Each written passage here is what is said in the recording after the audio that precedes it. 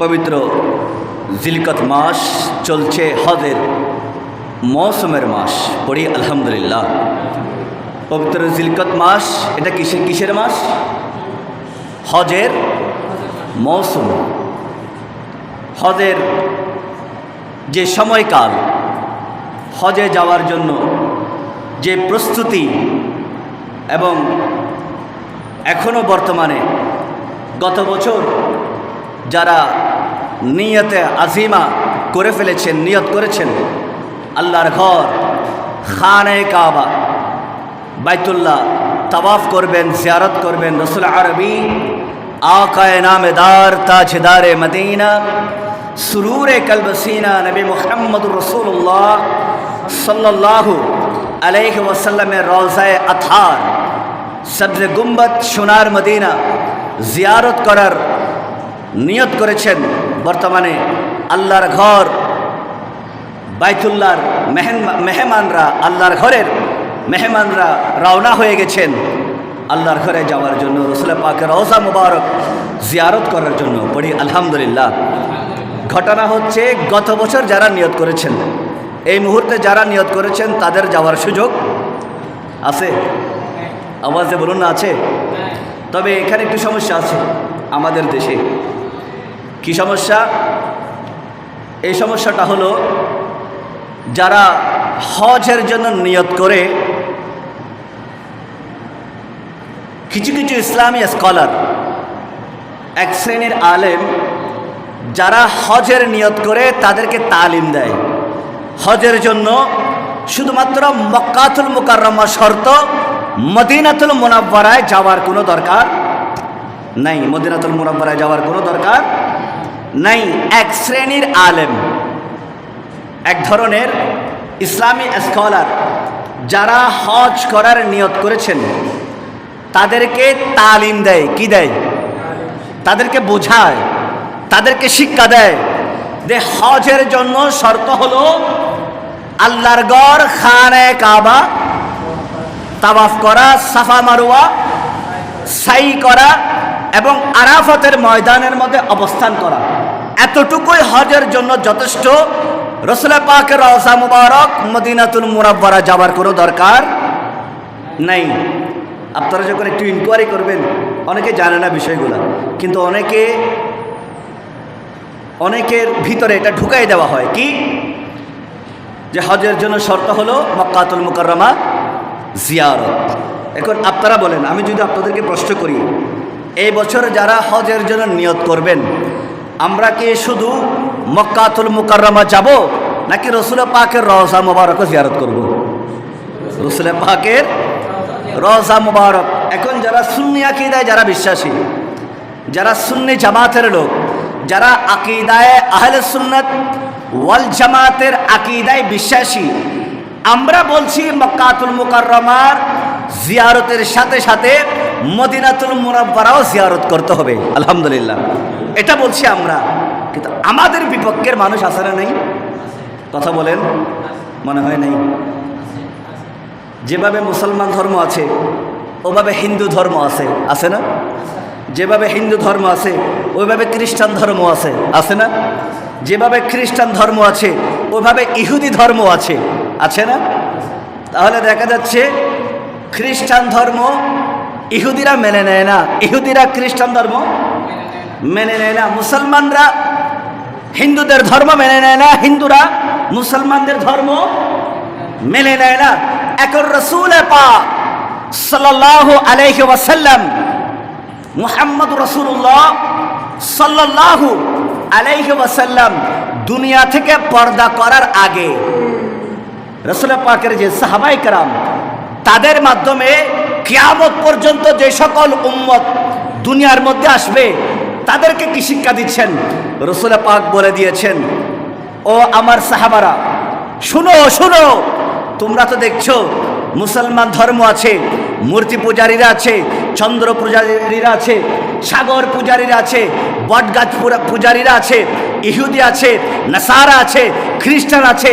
তোমরা তো ধর্ম দেখছো, কিন্তু তোমাদের যে ইসলাম ধর্ম, আমি দুনিয়া থেকে যাওয়ার পর কিয়ামত সন্নিকট হওয়ার আগে মুসলমানরা 73 ভাগে বিভক্ত হয়ে যাবে। নাউজুবিল্লাহ পড়েন। রাসূল পাক বলছেন যে বনি ইসরাইল 72 ভাগে বিভক্ত হয়েছে। কত ভাগে? বনি ইসরাইল কারা? তারাও কিন্তু বিধর্মী না। তারা কি না? বনি ইসরাইল যারা, এই বনি ইসরাইলের মধ্যে অসংখ্য অগণিত আল্লাহ সুবহানাহু ওয়া তাআলা নবী রাসূল প্রেরণ করেছেন। বাবারা আমার, মুসলিম বাবারা, যুবক ভাইয়েরা, এগুলো আমাদের ইসলামের ইতিহাস। যেভাবে আপনি নামাজ পড়েন, এই নামাজ পড়াটা আমাদের জন্য কি সুন্নত নাকি ওয়াজিব? প্রত্যেক ওয়াক্তের মধ্যে নামাজ পড়া আমাদের জন্য কি ফরজ? আমাদের জন্য কি? আমরা জানি না। আপনারা একটু কথা বলবেন। প্রত্যেক ওয়াক্ত ফজর, যোহর, আসর, মাগরিব, এশা কয় ওয়াক্ত? আওয়াজে বলেন কয় ওয়াক্ত? আপনারা যদি আওয়াজ করেন মনে হবে খুন্দাকার বাড়ি সুলতান মাহমুদ জামে মসজিদের মধ্যে যারা আছে, যারা নামাজ পড়ার জন্য আসে, তারা খতিব সাহেবের চাইতেও কম জানে না। আলহামদুলিল্লাহ। যিনি প্রত্যেক জুমাবারের মধ্যে আসেন, খতিব ইমাম মাইকের সামনে চিল্লায়, আমরা আপনার থেকে কম জানেন, এটা আপনাদেরকে বোঝাতে হবে।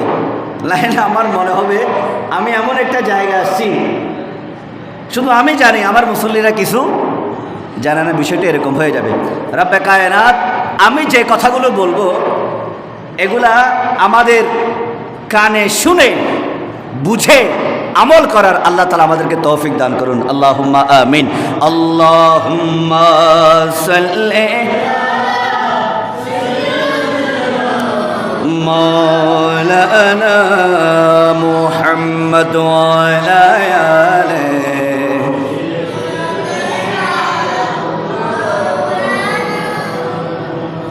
ইচ্ছা করলে দয়াল নবী থাকিতে পারিতেন আরশে,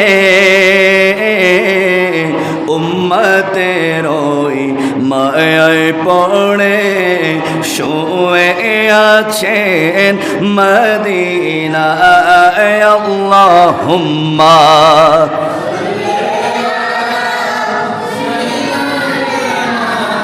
মাওলানা মুহাম্মদ ওয়া আলা আলিহি।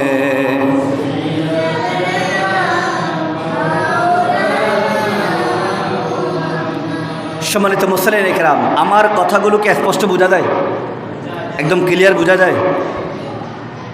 রাসূল পাক সাল্লাল্লাহু আলাইহি ওয়াসাল্লাম তিনি যখন দুনিয়ার মধ্যে ছিলেন, জাহেরি হায়াতে, সাহাবায়ে কেরামদেরকে মসজিদে নববীর মধ্যে নিয়ে বসেছেন এবং বলেছেন, ও আমার সাহাবারা, শুনো শুনো, ফালা শাক্কা ওয়ালা রাইবা আন্নাহুম হুম আহলুস সুন্নতি ওয়াল জামাআহ। সুবহানাল্লাহ পড়েন।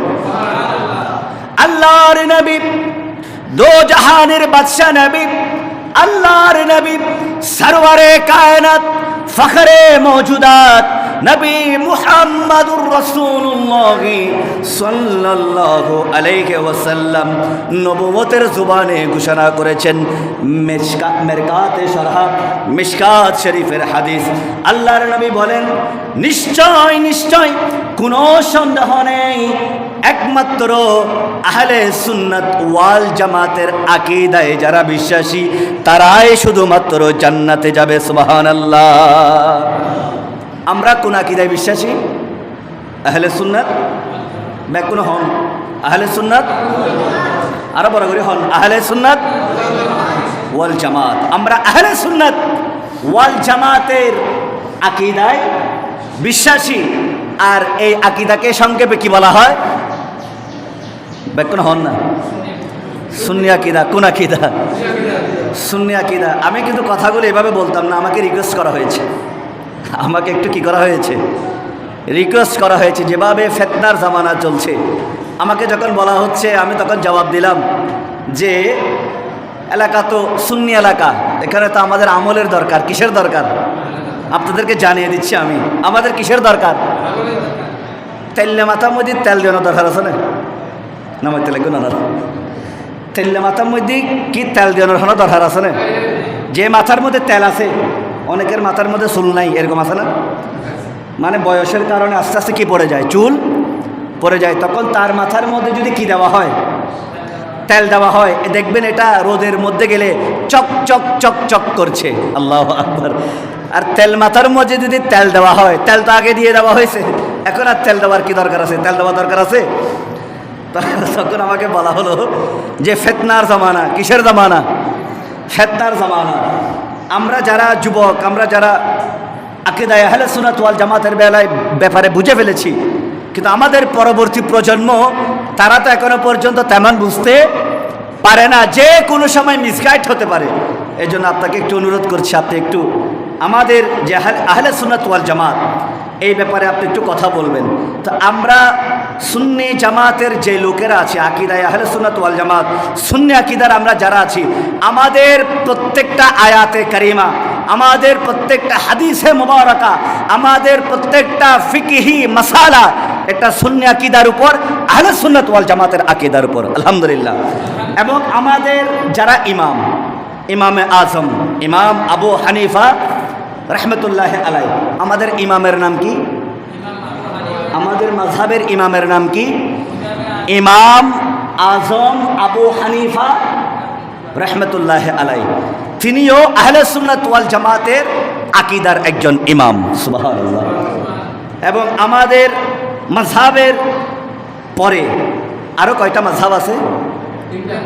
বড় করে বলেন, আরো কয়টা? তিনটা।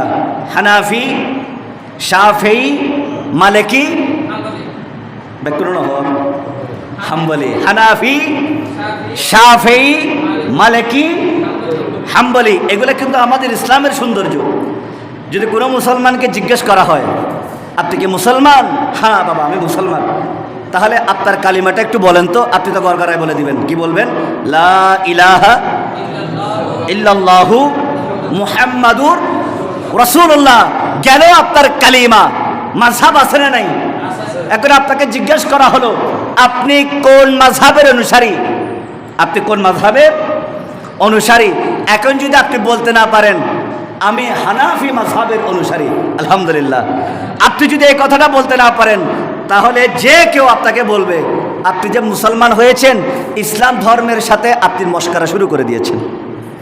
যেভাবে প্রত্যেকটা ওয়াক্তের নামাজ পড়া ফরজ, সেভাবে ইসলাম সম্পর্কে জানাও, আওয়াজ দিয়ে বলেন, ইসলাম সম্পর্কে জানাও ফরজ নাকি সুন্নত?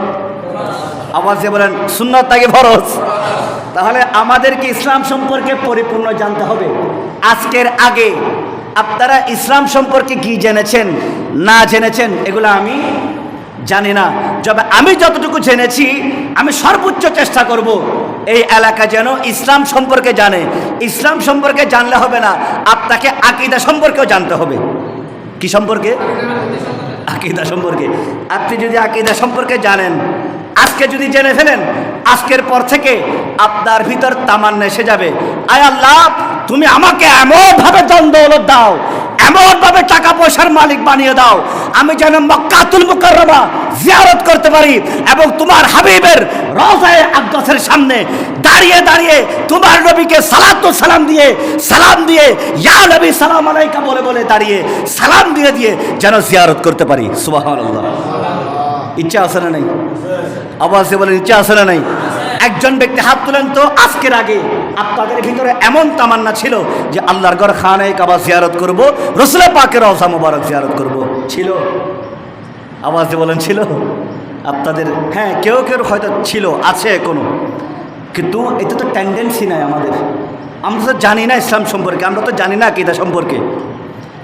আমাদের মধ্যে এমন অনেক আল্লাহর বান্দা আছে যারা মনে করে আমি 5 ওয়াক্ত নামাজ পড়ব এবং জিকির করব, এতটুকুর মধ্যে সীমাবদ্ধ থাকলে আল্লাহ তাআলা আমাকে জান্নাত দিয়ে দিবেন। সুবহানাল্লাহ। আল্লাহ তাআলা আমাকে কি দিয়ে দিবেন? এত সহজ না। ইসলাম ধর্ম সহজ, কিন্তু আপনার বিশ্বাসটা ঠিক থাকতে হবে। আপনি জিজ্ঞেস করেন আমাকে, হুজুর দলিল কি? আপনি যে বললেন শুধুমাত্র আমলই যথেষ্ট না, বিশ্বাস। আওয়াজ দিয়ে বলেন, বিশ্বাস। আবারও বলছি, শুধুমাত্র 5 ওয়াক্ত নামাজ এবং জিকির আজকার, এগুলা আপনার জান্নাতে যাওয়ার জন্য যথেষ্ট। আমি যেগুলা বলছি এগুলা কেউ রেকর্ডিং করেন, অন্ততপক্ষে ভিডিও করেন এবং মাইন্ডের মধ্যে সেট করে নেন। এগুলা যদি ভুল হয় আগামী জুমায় আমাকে ধরে দিবেন, আগামী জুমায় আমাকে ধরে দিবেন। আবার বলছি, আমাদের জন্য শুধুমাত্র নামাজ এবং জিকির আজকার, দান সদকা জান্নাতে যাওয়ার জন্য যথেষ্ট। জিজ্ঞেস করতে পারেন কেন? কারণ হিন্দুদের মধ্যে এমন অনেক বান্দা আছে, হিন্দুদের মধ্যে এমন অনেক বান্দা আছে যারা মুসলমানদের চাইতে বেশি দান করে, মুসলমানদের চাইতে বেশি দান করে। আমি অনেক বড় বড় বিলিয়নিয়ার সম্পর্কে আমার ধারণা আছে। ওদের দানের পাশে মুসলমানরা কখনো যেতে পারবে না, কারণ ওই যে মুসলমানদের আকীদা, যে বিশ্বাস, এটা পরিপূর্ণ হতে পারছে না। কোনো না কোনোভাবে আমাদেরকে মাইন্ডসেট আমাদেরকে সরিয়ে ফেলা হচ্ছে। নাউজুবিল্লাহ পড়বেন না? যে কোনোভাবে শয়তানের ওয়াসওয়াসা হতে পারে, অথবা শয়তান নামক বান্দাদের, আমাদের মতো সুরতের ওয়াসওয়াসা। রব্বে কায়নাত আমাদেরকে শয়তানের ওয়াসওয়াসা, শয়তানের সুরতে, বান্দার সুরতে শয়তানের ওয়াসওয়াসা থেকে আল্লাহ তাআলা আমাদেরকে হেফাজত করুন। আল্লাহুম্মা আমিন। আল্লাহুম্মা সাল্লি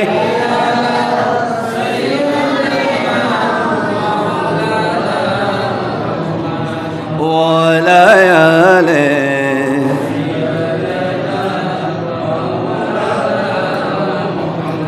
সম্মানিত মুসলিম ইকরাম, রাসূল পাক সাল্লাল্লাহু আলাইহি ওয়াসাল্লাম বলেছেন, বনি ইসরাইলের যারা বনি ইসরাইলের অধিবাসী, যারা বনি ইসরাইলের অন্তর্ভুক্ত, তারা 72 ভাগে বিভক্ত হয়েছে। আল্লাহু আকবার। কয় ভাগে? 72 ভাগে। বলেন কয় ভাগে? 72 ভাগে। কারা? বনি ইসরাইল। কারা? বনি ইসরাইল। এখন ও আমার সাহাবারা, বনি ইসরাইলরা 72 ভাগে বিভক্ত হয়েছে। তোমরা চোখকে ছানা বাড়া করে দিয়েছো, চোখ তোমাদের বড় হয়ে গেছে, তোমরা আশ্চর্য হয়ে গেছো। কিন্তু শুনো, যে ইসলাম ধর্ম, আমি নবীকে যে ধর্মের উপর আল্লাহ তাআলা পাঠিয়েছেন, কোরআন দিয়ে পাঠিয়েছেন, ইন্নাদ-দীনা ইনদাল্লাহিল ইসলাম, যে ধর্মের উপর আমি নবী আছি, যে ধর্মের উপর তোমরা সাহাবায়ে কেরাম আছো, এই ইসলাম ধর্মের অনুসারীরা আমি দুনিয়া থেকে যাওয়ার পর 73 ভাগে বিভক্ত হয়ে যাবে। আল্লাহু আকবার। কয় ভাগে? জান্নাতত কেন করে দেবেন? জান্নাতত কেন করে দেবেন? প্রশ্ন। এখন দেখেন, রাসূল পাক বলে দিয়েছেন, শোনো 73 ভাগে বিভক্ত হবে। ভয়ঙ্কর বিষয় এটা নয়। ভয়ঙ্কর বিষয় হলো 73 ভাগ থেকে শুধুমাত্র 1 ভাগ জান্নাতের মধ্যে যেতে পারবে। সুবহানাল্লাহ। কয় ভাগ? এখন আমরা যদি বলি আমি নামাজ পড়ি, রোজা রাখি, হজ করি, যাকাত দেই, আমি আবার 73 দলের সাথেও থাকতে রাজি আছি, হবে? নমাইতে লাগবে না? একটু নমাইতে লাগবে। আমি অনারা বুঝেন না ভারির, আমি সব কিছু করি ইসলামের জন্য, কিন্তু আমি 73 দলের মধ্যে থাকতে রাজি আছি। তাহলে ভয়ঙ্কর বিষয় আরেকটা আছে। আল্লাহর নবী, দো জাহানের বাদশা নবী, আল্লাহর নবী মুহাম্মদুর রাসূলুল্লাহ সাল্লাল্লাহু আলাইহি ওয়াসাল্লাম নবুয়তের জুবানে ঘোষণা দিয়েছেন, ইসলাম ধর্মের অনুসারীরা কিয়ামতের আগে 73 ভাগে বিভক্ত হয়ে যাবে, শুধুমাত্র একটি দল জান্নাতে যাবে। সুবহানাল্লাহ। ও আমার সাহাবারা, শুধুমাত্র একটি দল জান্নাতের মধ্যে যাবে, আর 72 দল জাহান্নামের মধ্যে চলে যাবে। সাহাবায়ে কেরাম দাঁড়িয়ে গেলেন, ইয়া রাসূলুল্লাহ, ইয়া হাবিবাল্লাহ, আপনি একটু আমাদেরকে বলে দেন ওই দল কোনটা? আল্লাহর নবী, দো জাহানের বাদশা নবী মুহাম্মদুর রাসূলুল্লাহ সাল্লাল্লাহু আলাইহি ওয়াসাল্লাম নবুয়তের জুবানে আবারও ঘোষণা দিয়েছেন, মা আনা আলাইহি ওয়া আসহাবিহি। সুবহানাল্লাহ। আল্লাহর নবী বলছেন এটা ওই দল যে দলের মধ্যে আমি আছি এবং যে দলের মধ্যে আমার সাহাবায়ে কেরাম আছে এবং আমাদের পরে ওই দলের মধ্যে যারা যারা থাকবে ওই দলটাই হলো একমাত্র নাজাত প্রাপ্ত জান্নাতি। সুবহানাল্লাহ। এখন আমরা ওই দলের মধ্যে আছি না নাই? আওয়াজে বলেন, আমরা ওই দলের মধ্যে আছি। কোন দল? ফালা শাক্কা ওয়ালা রাইবা আন্নাহুম হুম আহলুস সুন্নাতি ওয়াল জামাত। সুবহানাল্লাহ। একটা মাত্র দল, সেই দলের নাম হলো আহলুস সুন্নাত ওয়াল জামাত। আর ওই দলই কোথায় যাবে? আওয়াজে বলেন না, ওই দল কোথায় যাবে? জান্নাতে যাবে। এখন আপনি যদি বলেন আমি বুকের উপরে নামাজ পড়তে রাজি আছি, নিয়ত বেঁধে, কিসের উপর? বুকের উপর। আমি পেটের উপরও রাজি আছি, আমি নাভির উপরও রাজি আছি, আমি নাভির নিচেও নিয়ত বাঁধতে রাজি আছি। আমি কোনো সময় ফরজ নামাজের পরে দোয়া করতে রাজি আছি, আবার কোনো সময় ফরজ নামাজের পরে দোয়া করতে রাজি নাই। কোনো সময় মনে হয় ফরজ নামাজের পরে দোয়া করলে এই দোয়াটা আল্লাহর দরবারে কবুল হবে, আবার কোনো সময় আমার মনে হচ্ছে যে ফরজ নামাজের পরে হাত তুলে দোয়া করলে এটা বেদাত হয়ে যাবে। এটা কি হয়ে যাবে? বেদাত হয়ে যাবে। নাউজুবিল্লাহ পড়বেন না? তাহলে আকীদা কি একটা নাকি দুইটা? আওয়াজে বলেন, আকীদা কয়টা হয়ে গেছে? দুইটা হয়ে গেছে। তাহলে এক আকীদার মানুষ জান্নাতে যাবে নাকি হরেক রকম আকীদার মানুষ জান্নাতে যাবে? কয় আকীদার মানুষ? বলেন, এটা কি আপনাদের ইমাম সাহেব বলেছেন, খতিব সাহেব বলেছেন, নাকি রাসূলুল্লাহ বলেছেন? তাহলে সতর্ক হতে হবে, সতর্ক হতে হবে। এদিক সেদিক দৌড়ালে হবে না, একটা জায়গায় আপনাকে থাকতে হবে। কোথায় যাওয়ার জন্য? জান্নাতে যাওয়ার জন্য। কোথায় যাওয়ার জন্য? জান্নাতে যাওয়ার জন্য। এখন যারা বলে হজের জন্য যারা যাবে তাদেরকে শুধুমাত্র মক্কাতুল মুকাররমা জিয়ারত করলে হবে, মদিনাতুল মুনাওয়ারা জিয়ারত করার কোনো দরকার নাই। তারা কি সঠিক ইসলামের উপর আছে? আওয়াজ দিয়ে বলুন, সঠিক ইসলামের উপর আছে? কিন্তু এরকম বলছে এই ধরনের মুসলমান আছে না? নাই? আছে।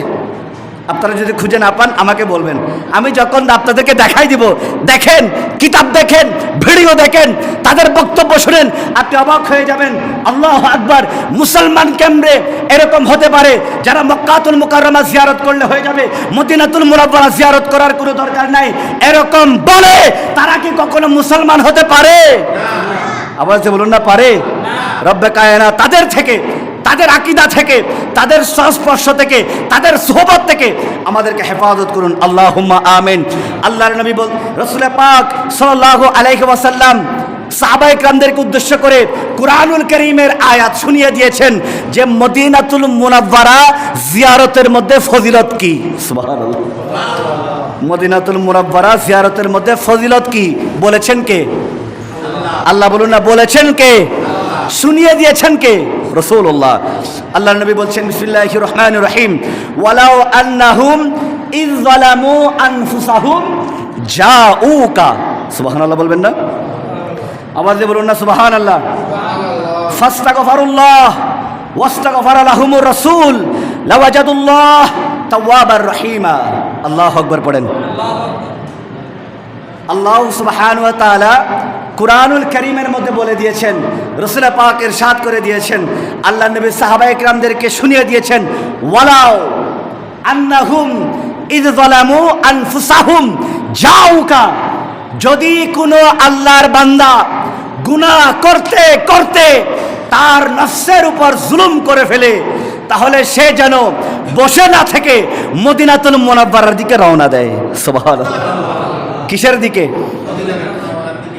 আল্লাহ সুবহানাহু ওয়া তাআলা বলেন, ও আমার বান্দারা শুনো শুনো, তোমরা যারা গুনাহ করতে করতে নিজের নফসের উপর জুলুম করে ফেলেছো, অত্যাচার করে ফেলেছো, তোমরা যদি বুঝতে পারো নিজের নফসের উপর অত্যাচার করছো, যদি বুঝতে পারো তোমরা অনেক গুনাহ করে ফেলেছো, এই গুনাহ তোমাদেরকে জাহান্নামের মধ্যে নিয়ে যেতে পারে, তোমরা যদি ভয় পাও, তাহলে তওবার উদ্দেশ্যে তোমরা দলে দলে আমার নবী মুহাম্মদুর রাসূলুল্লাহ সাল্লাল্লাহু আলাইহি ওয়াসাল্লামের রওজার সামনে দাঁড়িয়ে যাও। সুবহানাল্লাহ। সবার কি সামর্থ্য আছে? আওয়াজে বলো না, সামর্থ্য আছে? রওজা মুবারকের সামনে গিয়ে জিয়ারত করা যারা কোটি কোটি টাকার মালিক, যারা লাখ টাকার মালিক, তারা ছাড়া আর কারো যাওয়ার কোনো সুযোগ নাই। কিন্তু আল্লাহ তাআলা বলে দিয়েছেন, বলেছেন কে? আমার আল্লাহ। তোমরা যদি তোমাদের কিসের উপর জুলুম করো? নফসের উপর, তাহলে তোমরা বসে থেকো না, তোমরা আমার নবীর রওজা মুবারক জিয়ারত করো। সুবহানাল্লাহ। আর এক শ্রেণীর আলেম ফতোয়া দিচ্ছে যে রাসূল পাকের রওজা মুবারক জিয়ারত করার কোনো দরকার নাই। নাউযুবিল্লাহ বলবেন না? অথচ ইমামরা আমাদেরকে জানিয়ে দিয়েছেন, কিতাবের মধ্যে লিখে গেছেন, হজ আদায় হয় মক্কাতুল মুকাররমা, আর এই হজ কেউ যদি কবুল করাতে চায় তাহলে অবশ্যই অবশ্যই তাকে মদিনাতুল মুনাওয়ারার মধ্যে যেতে হবে। বড় করে বলেন সুবহানাল্লাহ। হজ কবুল করার জন্য কোথায় যেতে হবে? মদিনাতুল মুনাওয়ারার মধ্যে যেতে হবে। ফাস্তাগফিরুল্লাহ ওয়াস্তাগফারা লাহুমুর রাসূল।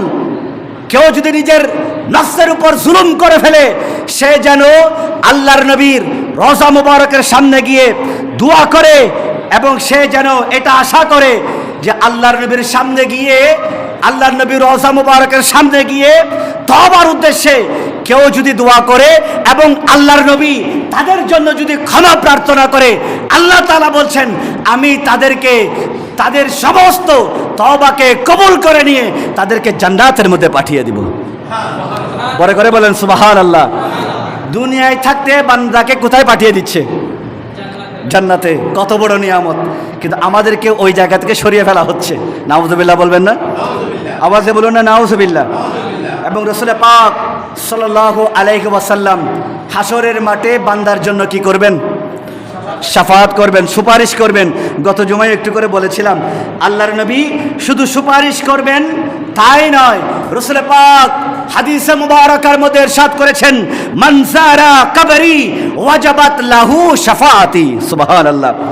আল্লাহর নবী বলছেন, যে ব্যক্তি আমার কবর জিয়ারত করবে, যখন হাসরের মাঠ কায়েম হয়ে যাবে, বিচার দিবস কায়েম হয়ে যাবে, আর আমি যখন আমার ওই সমস্ত উম্মত, যেই সমস্ত উম্মত আমার রওজা মুবারক জিয়ারত করেছে, ওই সমস্ত উম্মতের জন্য হাসরের মাঠে শাফাত করা, সুপারিশ করা আমি নবীর জন্য ওয়াজিব হয়ে যাবে। সুবহানাল্লাহ। যারা রাসূল পাকের রওজা মুবারক কি করবে? জিয়ারত করবে। রাসূল পাক বলেছেন, সহিহ হাদিসে মুবারাকা, রাসূল পাক বলেছেন তাদের জন্য সুপারিশ করা আমি নবীর জন্য ওয়াজিব হয়ে যাবে। আমি নবীর জন্য ওয়াজিব হয়ে যাবে।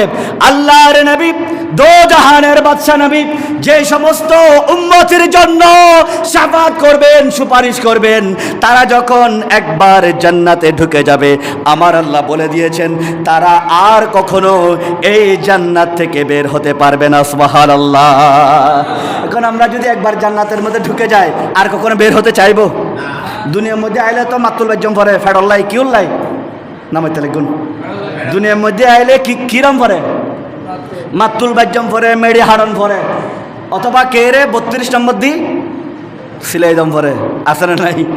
ইল্লে বান্দা আছে না নাই? সুযোগ পাইলে প্রতারণা করে, ইল্লে বান্দা আছে না নাই? দুনিয়ার মধ্যে সব ফিতনা, দুনিয়ার মধ্যে পেট আছে, আপনাকে পেটের মধ্যে কিছু দেওয়ার জন্য কাজ করতে হবে। কিন্তু জান্নাত এমন একটা জায়গা, অনেক খাবার খেয়েছেন, শুধুমাত্র একটা ঢেক, সুবহানাল্লাহ, একটা ঢেকুর দিয়েছেন, সব খাবার ভ্যানিশ হয়ে গেছে। ওখানে পায়খানা যাওয়ার কোনো সুযোগ নাই। ওটা পবিত্র জায়গা। যত অপবিত্র সব দুনিয়ায়, জান্নাতের মধ্যে কোনো অপবিত্রতা নাই। আমরা কি বাজারে থাকতে চাই নাকি মসজিদে থাকতে চাই? রাসূল পাক বলেছেন সবচাইতে উৎকৃষ্ট জায়গা হলো মসজিদ, আর সবচাইতে নিকৃষ্ট জায়গা হলো বাজার।